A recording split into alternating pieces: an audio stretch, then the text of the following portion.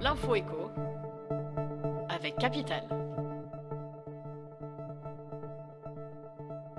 Le chiffre du jour, 4,5 millions d'euros, soit le montant des indemnités que devrait finalement toucher le nouveau patron d'Air France en cas de départ forcé.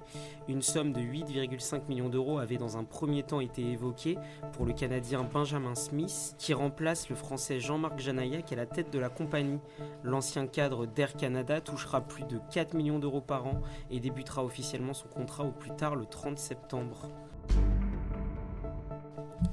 Faux départ pour Jack Ma. Le New York Times avait annoncé vendredi le départ à la retraite du cofondateur et PDG de l'entreprise Alibaba. Mais selon un média chinois détenu par le groupe, ces informations étaient erronées.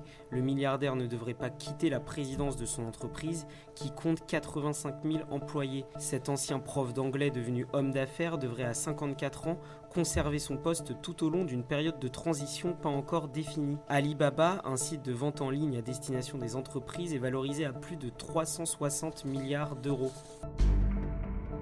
La mission de Jérôme Guillen, sauver Tesla. Cet ingénieur français de 46 ans est promu à la tête de la division automobile de l'entreprise américaine. Le Frenchie devra soulager l'emblématique PDG de l'entreprise, Elon Musk. Ce dernier traverse une période difficile.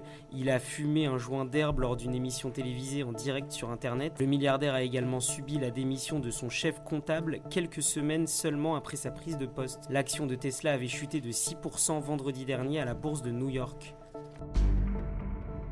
Loft a aménagé. L'annonce du diocèse de Nancy a de quoi surprendre, mais pour 190 000 euros, le diocèse va céder l'église Saint-Jules de Longwy. Il ne peut plus assumer les coûts de rénovation de la bâtisse. Construite 6 ans après la loi de séparation entre l'église et l'État, le bâtiment est entièrement à sa charge. Le diocèse avait déjà cédé une église pour 250 000 euros il y a 3 ans. C'était l'info écho avec Capital.